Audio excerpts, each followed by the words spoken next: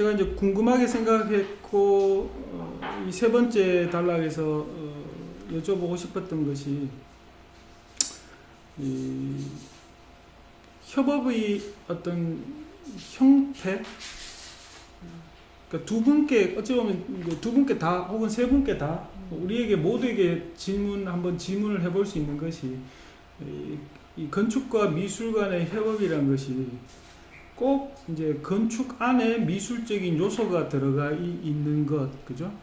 혹은 반대로 건축의 형태가 어떤 조각이나 어떤 조형이 어떤 좀 크게 들어간 어떤 뭐 예를 들면은 그거죠. 이제 오리 모양의 건축 뭐 이런 건데 그것 외에 다른 어떤 경우도 있을 수 있을까 혹은 있었는지 한번 생각해 볼 필요가 있지 않을까 하는 거죠. 질문이 어떻게 생각하세요?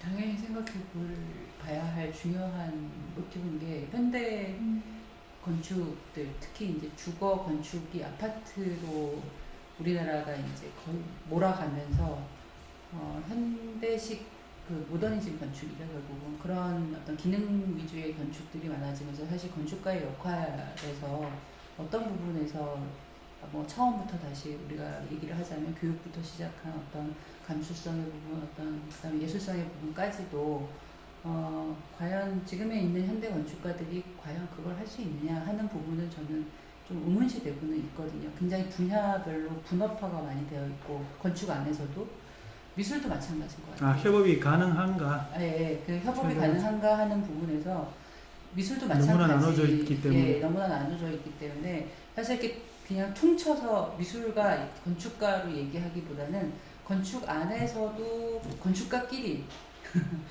그러니까 구조 설계하시는 분과 그다음에 건축 설계를 하시는 분들끼리도 협업이 잘 되는가라는 문제도 사실 고민을 해봐야 되는 문제고 저희가 아파트 짓고 나면 어느 날 순간적으로 다 입주하고 나서 한 6개월 뒤부터는 안에 내부 공사 들어가는 집들이 많아지잖아요.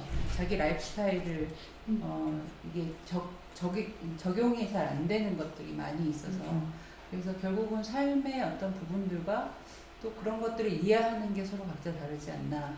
그러니까 어떤 기능적인 부분 또 예술적인 부분에 대한 감수성은 다 다르기 때문에 그래서 그 협업의 그 수치를 어떻게 딱 얘기할 수는 없지 않을까라는 생각이 들고요. 대신 저는 아까 봤던 뭐 건축 조각 같은 그런 예들이나 아니면 예술가들이 건축에 이렇게 뭐 같이 건축을 하는 예는 뭐 이미 옛날부터 그랬을 거고 우리가 옛날부터 그랬다고 알고 있고 그럼에도 불구하고 현대에는 얼마만큼 그것이 또 적용이 될 수 있을까라는 생각도 저는 살짝 들기도 해요. 네. 저도 좀 덧붙여서 말씀을 드리면 공감하는 게 그러니까 이런 얘기를 하는 거죠. 그러니까 최근 들어서 점점 그러니까 소위 예술을 하는 아틀리에 타입의 건축 사무소와 뭐 집을 짓고 큰 대규모 건물을 하는 이제 큰 대형 설계 사무소 간의 간극이 너무너무 심연해지고 양극화가 되고 있다. 근데 사실은 그러니까 최근 들어서 미술관의 건축부 생기고 미술 전시와 되게 유사한 형태로 건축전 진행되고 이런 게 한 축에 있는데 또 그것과는 또 정말 아무 대화도 없는 것처럼 진행되고 있는 또 다른 한 축의 얘기들인데 이 사이에서 계속 서로 자극을 주고받지 않으면 미술로서의 건축도 또 반대의 것들도 그렇게 큰 파급력이나 의미가 있을까라는 생각이 들어서 사실 김중업 선생님 시대에는 그래도 그게 가능했던 때인 것 같아요. 왜냐면 김중업 선생님은 도시를 얘기하시고 또 아까 말씀하신 것처럼 우리가 흔히 아는 뭐 이다나 뭐 저항의 기수 뭐 이런 인상과는 또 반대로 또 국가적인 프로젝트를 계속 하시고 그러니까 이 두 양극단에 있는 양극화된 그 예술 생산의 주체 혹은 혹은 건축 생산의 주체 건축의 지향 이 두 축이 계속 대화를 하고 뭔가 서로 영향을 주고 받는 것이 건전하고 건강하고 새로운 것을 만들 수 있는 그런 해답이 있는 어떤 있지 않을까. 질문의 들어서. 범위는 사실 이랬는데 대답은 막 이런 지금 얘기하고 그렇죠. 모범적인 대답들. 저희는 굉장히 커집니다. 근데 재밌는 게 선생님, 이군 선생님 여기 적어주신 거 내가 읽으라고 하지 않아도 이제 잘해서 적어놨는데 김중업 선생님은 건축을 스스로가 가진 창의력을 선보일 하나의 도구로 보고 건축이 가진 조형적인 부분, 예술로서의 건축에 보다 주목했던 것으로 보입니다라고 적어주셨거든요. 네. 저도 이제 이 부분에 대해서 사실 궁금증이 항상 있었던 것 같아요. 과연 김중호 선생님이 가졌던 그 예술로서의 건축이라고 하는 의미가 잘 드러나는 건물은 도대체 뭘까? 그러니까 결과물이 뭘까? 어떤 부분일까?라고 하는 거를 제가 역으로 김준호 선생님 건축 작업에서 건축 작업에서 어떤 부분일 수도 있는 거고 그게 뭐 어떤 정신적인 부분과 어떤 기능적인 부분이 합해진 부분일 수도 있을 것 같고. 어찌 보면 대표적인 사례가 유엔공원 묘지의 정문에 있는 큰 콘크리트 이죠. 꺼야 돼. 껐는데도 그래. 오케이, 됐어. 다시 갈게요. 내가 중간 자르고. 오케이. 유엔모지.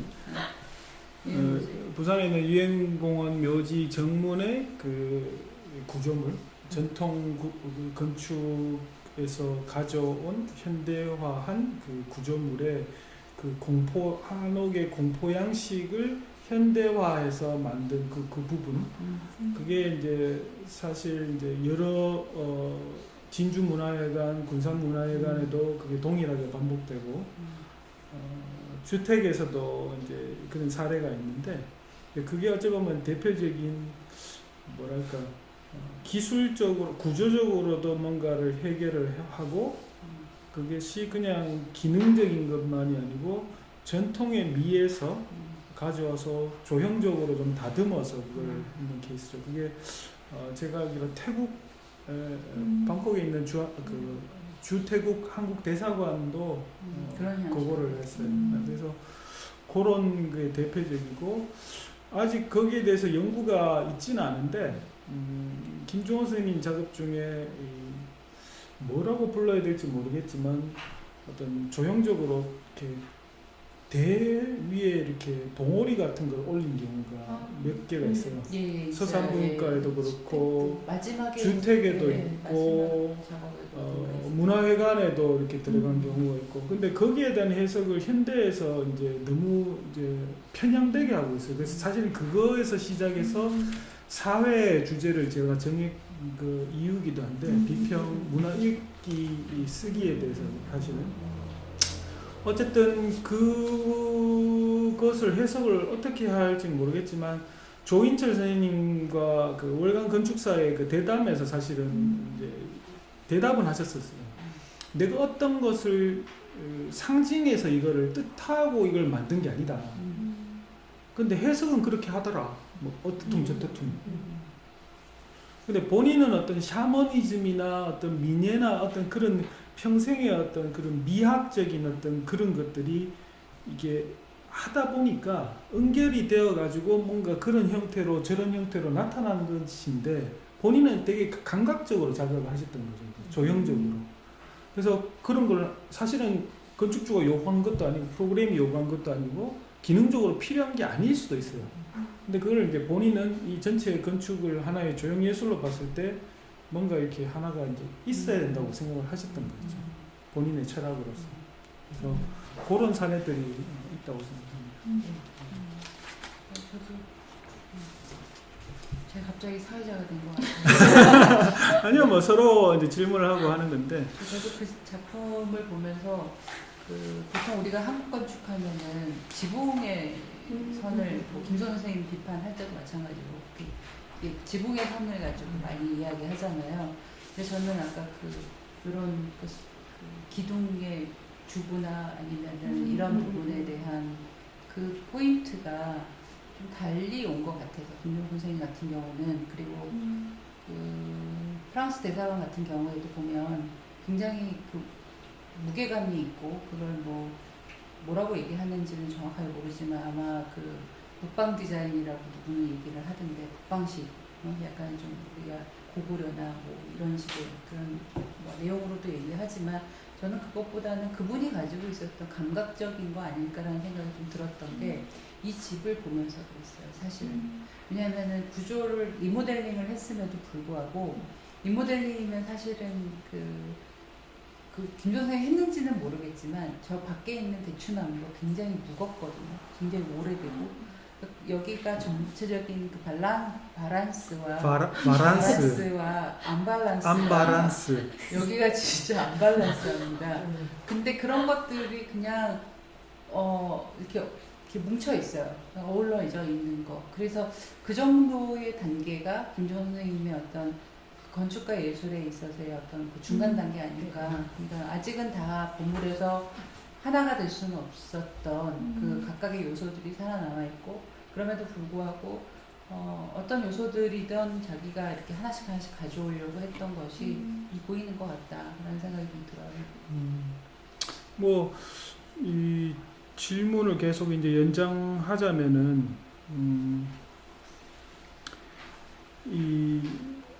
뭐 스스로 제가 질문을 하긴 했는데 저도 한번 생각해 보면은 지금 이제 건축가의 미술 혹은 미술과 건축의 협업의 형태가 여러 가지 있을 수 있는데 그죠? 뭐 신소미 선생님도 그 전시에서 떠면은 어쩌면 그런 게 그죠? 있을 수 있고 이제 르꼬르비지에가 말년이 될 때까지 사실 많은 작품을 남겼음에도 불구하고 프랑스 내에서 본인의 나라에서는 그렇게 많은 작업을 못했었고 원하는 것만큼 그러다가 이제 말년이 되어서 이제 종교 작업을 몇 개를 하게 되거든요. 그러면서 당시에 이게 이제 사회주의 뭐 혹은 모더니즘 이런 사상에서 오는 종합 예술론이 있을 수도 있는데 이제 이 종교계에서 그 당시에 자기들도 뭔가를 한 역할을 하고 싶어 했던 것 같기도 하고 스스로의 정화 차원에서 그런 얘기도 있었던 것 같아요. 종합 예술에 대한. 그러니까 어차피 종합 예술이라는 게 그 당시에 뭐 건축이라는 직종 자체가 시작도 종교 건축에서 시작했던 거였는데 그 신부님이 르꼬르비지에에게 주문을 하는 것이 어떤 종합에서 뭔가를 하나의 어떤 예술의 어떤 총화로 성원선으로 이거를 하나를 해달라 이렇게 얘기를 하거든요. 주문을. 그러면은 어쨌든 르꼬르비제는 말년까지 자기가 어떤 미술관 혹은 종교 시설을 통해서 예술과 건축을 합치려고 엄청나게 노력을 하는 거죠. 그 크리스탈라이즈하는 그 은결해서 뭔가 만드는 결과물은 결국은 건축가에게는 어떤 그 용도로 봤을 때는 문화시설, 미술관이고 종교시설인 거예요. 제가 실무를 하면서도 제일 어렵게 생각하는 것이 사실은 뭐 종교시설보다는 저는 뭐 미술관인데 왜냐하면 사실 미술관은 용도가 없다고 봐도 돼요.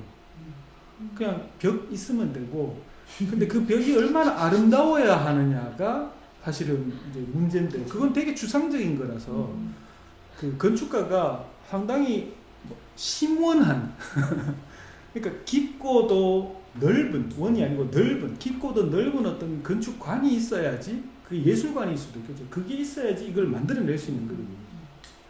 그러니까 이렇게 뭐 찻잔을 만들어내는 건 쉬울 수 있는데 그냥 아무 용도가 없는 항아리 하나 만들려고 그러면은 이게 어떤 모양이 될지 모르고 완전 순수해야 된다는 것처럼 그런 거죠. 그래서 어찌 보면 그런 것이 뭐 또 건축가 입장에서는 건축과 미술의 협업의 어떤 협업이라 그래야 될지 모르겠지만 어쨌든 하나의 사례가 될 수도 있지 않을까 생각을 해보니까 또 그런 생각이 또 들더라고요.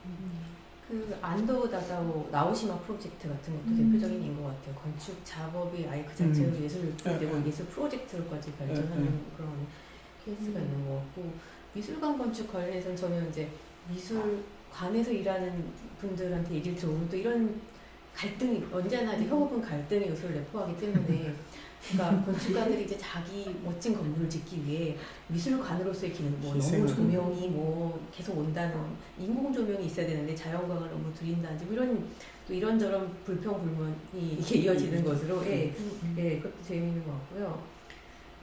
그 협업의 이 타입들을 볼 때 제가 이런 기준을 집어넣는 것도 좋을 것 같아요. 주도하는 주체. 예, 그러니까 이제 예를 들어 우리는 계속 건축가의 의견을 김기용 선생님 본문을 통해서 봤으니까 건축가 주도로 다른 이제 분야의 이제 예술가들을 모아서 사실은 뭐 바우하우스 이상이죠. 이 성당 아래 다른 모든 조각과 공예활동 하겠다.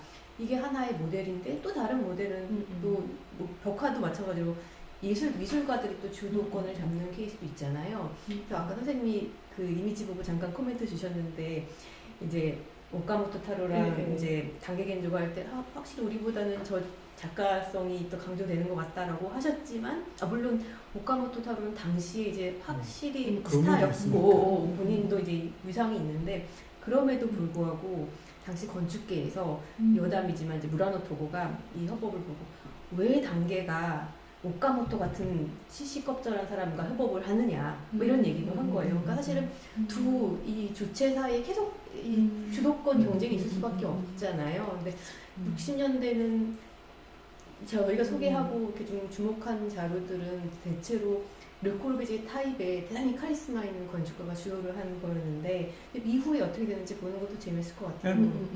예를 들어 8, 90년대 벽화운동 한국에서는 미술가가 주도를 하기도 했고 뭐 이런 식으로 누가 주도를 하는가 어떤 갈등이 있는가를 보는 게 또 하나의 재미있는 질문이 아닐까. 그럼에도 불구하고 어떻게 생각하시는지 모르겠지만 이게 예술 쪽에서 건축을 품는다든가 그러니까 그런 사례들이 2000년 초반에 특히 지금은 그 협업의 방식이 전시로 굉장히 많이 나오고자 건축 비엔날레나 뭐 서울 도시건축관도 생겼죠. 서울에도 비엔날레가 생겼죠. 굉장히 전시 주도할 가는데 그 전시를 조직하는 구성원을 보면 우선은 건축 영역에 있는 분들을 기반으로 해서 미술 작가들이나 미술 큐레이터들이 일종의 어떤 플러스처럼 투입이 돼요. 그러니까 이게 관계가 그러니까 서로 뭐 협업을 한다기보다는 등가라기보다도 오더하고 약간 하도급 그런 이제 대규모 행사들이 많이 가고 있는데 저도 이제 협업을 같이 하면서 과연 이런 그 조금 더 이게 이렇게 정확하게 분화되기 이전에 한국에서의 어떤 전시에서 건축과 미술이 함께 뭐 목소리를 냈던 것들이 뭐가 있나 보면 광주 비엔날레 초창기예요. 이제 서울 건축학교 이후에 광주 비엔날레 2002년도가 성환경 선생님이 그 감독일 때예요. 그때 프로젝트가 1, 2, 3, 4가 있었는데 4의 큐레이터가 정기용이에요. 정기용 선생님이 큐레이터고 더군다나 또 그 토픽은 광주에서의 공유지 문제, 철도 이종호 선생님 작업하셨나요? 네, 그래서 그거를 이제 반환하면서 생기는 그 시와 시민 단체 사이에서 갈등에 사실은 건축가들과 예술가들이 개입을 한 거예요. 그 분쟁의 상황에. 그리고 이제 그 비닐하우스 형태로 그 부선 그 철도 노선 위에다가 이제 그 만들어 전시를 하는데 전시 안에 뭐 NGO 환경단체 들어가 있지, 건축가 학생들 작업도 들어가 있지, 뭐 미술 작가도 있지. 그래서 사실 시각적으로 봤을 때는 너무 정신이 없지만, 네, 너무 정신이 없는데 어떤 그런 그 에너지가 그 비닐하우스 안에 뭐 전시 비엔날레 굉장히 좋은 그런 건물도 아니고 거기 모여서 그 당시에 그런 일종의 어떤 공유지 운동의 일환이었던 거잖아요. 했다라는 거는 굉장히 저는 의미가 있었던 것 같고, 그런데 아쉬운 건 그 이후에 광주 비엔날레가 건축과 미술로 또 분화가 돼요. 그러면서 이게 만날 일이 별로 없고, 지금 현재 비엔날레 보면 미술은 미술, 건축은 건축해서, 왜냐면 이제 경쟁 대상이 이 사이가 아니라 국제 무대가 계속 경쟁 대상이잖아요. 그러다 보니까 계속 이 안에서 좀 세부적인 협업의 가능성보다는 어떻게 하면 더 스펙타클하게 과시할 것인가, 혹은 나의 경쟁 상대가 이제 국제적인 어떤 무대에 있을 것인가, 이런 그 구도들이 좀 아쉬운 것 같고, 그 뭔가를 더 국제화해야겠다라는 어떤 양계의 야심들이 정작 정말로 우리에게 필요한 좀 작고 작을지라도, 혹은 아주 고통스럽고 현실 문제와 관계될지라도 그것들이 우리의 삶을 좀 개선시킬 수 있는 혹은 우리 삶과 좀 더 지속될 수 있는 어떤 가능성들을 자꾸 차단하는 것 같아요. 되게 드문 사례를 근데 또 다른 얘기를 면에서 잘 생각해 찍어주셨다. 보면 이제 아까 조금 더 현대로 더 많이 왔잖아요. 음. 저희가 얘기가 그 미술 쪽에서 얘기할 수 있는 게 사실 공공미술인 것 같아요. 건축과 맞아요. 예, 건축과 예술이 합할 수 있는 게 공공미술인데 공원미술 접점일 수 있겠다. 사실은 접점 중에 가장 이제 피크죠. 그 공공미술이 건축법, 그러니까 건축 그 비용의 1%법이라고 또 얘기를 하고, 물론 맨 처음에 생기기는 누릴로서 생기긴 했지만, 예술가 이제 뭐 살리기, 예, 누릴로 생기긴 했지만, 결국은 그것이 가지고 있는 공공경관, 결국 도시 경관과의 문제, 그다음에 그것이 작동하는 아까 중간에 잠깐 나오기는 했지만 시각적인 리터러시의 문제들이 결국은 이 시대를 어떻게 가늠하느냐 하고의 문제로 이제 조금 더 확장돼서 얘기해 볼 수 있을 것 같고요. 뭐 지금은 이제 결론을 내는 마당에 거기까지 얘기하기는 어렵지만 재밌는 거는 그 공공미술을 얘기하면서 또 한편에서 저는 제가 생각나는 건 아까 그 비엔날레 지난 작년인가 그 광주 비엔날레 때 정신병원에서 전시를 했던 케이스가 있어요. 거기 그 고문장수. 고문장수였던 그 고문했던 사람들을 또 거기다 가뒀던 그런 이제 정신병원에서 그게 이제 폐쇄된 빈 네. 건물이고 그 이미 다 비어지고 거기를 원래는 재개발을 하려고 했는데 그 유족들이 다 반대를 한 거예요. 그래서 그 광주시에서는 그곳을 아무도 이제 들어가지 않고 지금은 아직은 논의 중에 있는 그런 공간으로 놔둔 곳을 재작년이었나요? 네, 하여튼 재작년에 거기를 개방을 해서 작가 아티스트들이 거기서 전시를 했었습니다. 그래서 아주 한시적이긴 하지만 거기를 가이드닝해서 저희가 돌았어요. 근데 재밌는 게 그게 이제 폐쇄된 건물이고 아무것도 이제 없는 건물이기 때문에 빛이나 이런 게 제한적이었고 그래서 랜턴을 들고 이제 그 유리가 막 조각이 있는 곳에 들어가서 그 광주와 뭐 그런 건물이라든가 그 정신병원의 이야기 이런 것들을 메타포로 하거나 예술의 소재로 해서 한 작업들을 저희가 보고 나왔습니다. 근데 사실 건축물이라고 하는 거가 건축이라고 하는 게 아까 우리가 앞에서부터 계속 양식으로만 얘기했었잖아요. 겉의 모습, 재료, 형식. 근데 제가 그 광주에서 본 그 정신병원은 어떤 모양이었는지 기억이 안 나요. 그냥 그 안에서 그 시대를 담았던 사건, 그 다음에 이야기들, 그리고 내가 경험했던 그 냄새, 그 다음 소리, 사운드, 그리고 막 달빛에 흔들렸던 그런 자풀들, 키가 높이 있는 자풀이 있었는데 그런 것들이 기억이 많이 나더라고요. 그래서 사실 제가 지금 신선미 큐레이터의 이야기를 들으면서 굉장히 울림이 있었던 것 중에 하나가 현재의 바깥에서는 우리가 공공미술로 만나는 그 예술과 건축물이 만나는 그 지점들에 대한 고민들, 뭐 광장이든지 뭐 도로라든지 이런 거에 대한 그 시각적 리터러시가 전혀 보장되지 않거든요.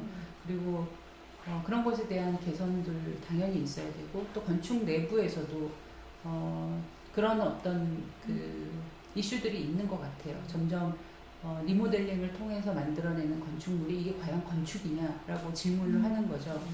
이거는 마치 우리가 정원 가꾸기를 하다 보면 꽃꽂이라는 단어를 쓰거든요. 정원 원예사들이 원예를 이렇게 가꾸는데 정원을 가꾸는 거를 이렇게 도시나 아니면 도로 경관을 하는 사람들, 도시 경관을 하는 사람들은 꽃꽂이 한다는 그런 단어를 쓰기도 해요. 굉장히 비하된 발언이기는 하지만 근데 사실 우리 눈에 보이는 건 그 꽃꽂이를 통해서 우리가 감각을 익히는 거 아닐까라는 생각도 들고 좀 오늘 이야기를 통해서 제가 두 가지 꼭지를 좀 잡게 된 것 같아요. 아까 선생님 그 건축과 미술과 건축이라는 그 총체적인 얘기를 이제 좀 그 정리를 해주시는 게 좋을 것 같고 그 다음에 제가 생각하기에는 오늘은 이제 김중환 선생님 이야기로부터 시작은 했지만 정말 마지막에 가서 우리가 도시 이야기로 끝날 수 있구나, 우리의 삶의 이야기로 끝날 수 있구나라는 생각이 불현듯 들게 되네요.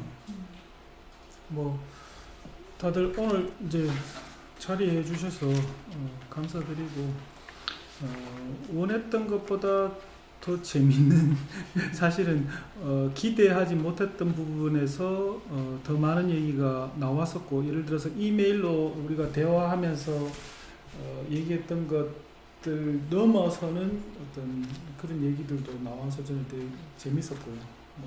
원래 시작 자체가 어떤 성과를 기대하면서 결과물을 만들려고 했던 것보다 이걸 뭐라 그래야죠? 일단 드러내는 것을 목표로 했기 때문에 어떤 이슈를 만들어내는 것을 이제 목표로 했던 거이기 때문에 저는 좀 상투적인 표현이긴 하지만 소기의 성과는 이루었다고 생각합니다. 사실 하반기에도 사실은 저희도 알아보고 있는데 이 멤버 그대로 이 멤버 그대로 리바이벌 저는 한 번 더 해야 될 것 같다는 생각이 듭니다. 뭐 또 마무리 말씀해 주실 게 있으면 보태 주시죠.